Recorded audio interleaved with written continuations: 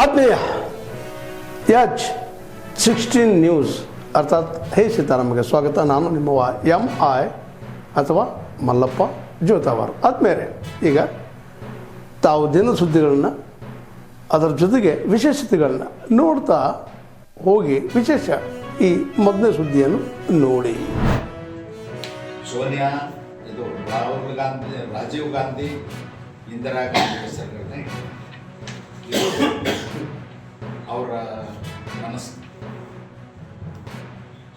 ನಾವು ನೆನಪಿಟ್ಕೊಳ್ಬೇಕು. ಗಾಂಧೀಜಿ ಅವ್ರನ್ನ ಏನಾದರೂ ಜೀವಂತ ಮಾಡಿದ್ರೆ ನರೇಂದ್ರ ಮೋದಿಜಿ ಅವ್ರ ಯಾಕೆ ಮಾತನ್ನು ಹೇಳ್ತಾರೆ?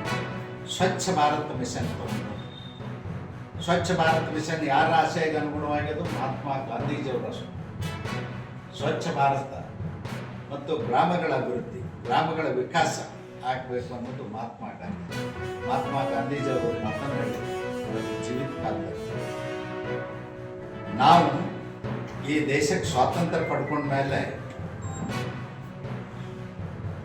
ಈ ದೇಶ ಹಳ್ಳಿಗಳ ದೇಶ, ಗ್ರಾಮೀಣ ಜನರಿಂದನೇ ಆಡಳಿತ ನಡಿಬೇಕು. ಗ್ರಾಮ ಸ್ವರಾಜ್ಯ, ರಾಮರಾಜ್ಯದ ಕನಸು ಮಹಾತ್ಮ ಗಾಂಧೀಜಿ. ಆ ಕನಸನ್ನ ನನಸು ಮಾಡಿದಂಥವರು ನರೇಂದ್ರ ಮೋದಿ.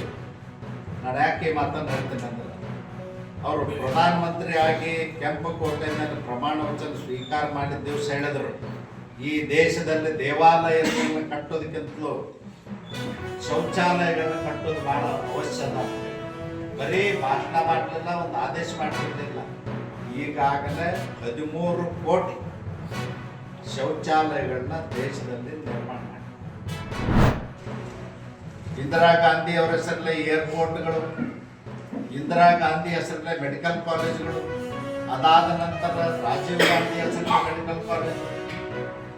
ಇವತ್ತು ಕರ್ನಾಟಕ ರಾಜ್ಯದಲ್ಲಿ ಒಂದು ನಿಗಮ ಮಾಡಿದ್ದೀವಿ ಬಡವರಿಗೆ ಮನೆ ಕೊಡಲಿಕ್ಕೆ. ಅದಕ್ಕೆ ಹೆಸರೇನಿಟ್ಟಾರ? ರಾಜೀವ್ ಗಾಂಧಿ ಹೌಸಿಂಗ್ ಕಾರ್ಪೊರೇಷನ್, ರಾಜೀವ್ ಗಾಂಧಿ ವಸತಿ ನಿಗಮ ಅಂತ. ಹಾಗಾದ್ರೆ ಯಾರು ಬಂದಾಗ ಗಾಂಧಿ ಹೆಸರು ಅಳಗಿಸಿ ನಕಲಿ ಗಾಂಧಿ, ಇವ್ರು ಗಾಂಧಿ ಮಂಟಪಕ್ಕೂ ಗಾಂಧಿ ವಂಶಸ್ಥರಿಗೂ ಯಾವುದೇ ಥರದ ಸಂಬಂಧ ಇಲ್ಲ. ಇಂದಿರಾ ಗಾಂಧಿಗಾಗಲಿ, ರಾಜೀವ್ ಗಾಂಧಿಗಾಗಲಿ, ರಾಹುಲ್ ಗಾಂಧಿಗಾಗಲಿ, ಇಟ್ಲಿಯಿಂದ ಬಂದಂಥ ಸೋನಿಯಾ ಗಾಂಧಿಗಾಗಲಿ ಯಾವ ಸಂಬಂಧ ಅಡ್ಡಸರು ಇಟ್ಕೊಂಡಾಗ. ಈಗ ಹಂಗೆ ನಾವು ಕಾರಜೋಳ ಅಂತ ಅಡ್ಡಸರು ಇಟ್ಕೊಂಡಿರ್ತೀವಿ, ಹಂಗೆ ಅಡ್ಡಸರು.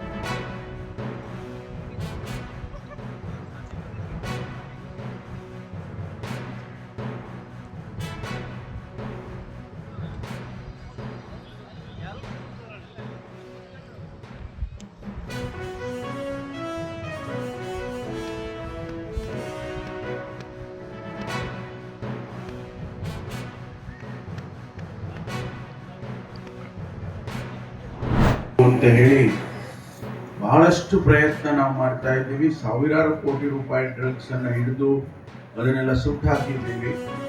ಜೊತೆಗೆ ಯಾರ್ಯಾರು ಇದರಲ್ಲಿ ದಂಧೆಯಲ್ಲಿ ತೊಡಗಿಕೊಂಡಿದ್ದಾರೆ ಅವರಿಗೆಲ್ಲ ಕೇಸ್ಗಳಾಕಿ ಅನೇಕ ಜನ ಇವತ್ತಿಗೂ ಕೂಡ ಜೈಲಿನಲ್ಲಿದ್ದಾರೆ.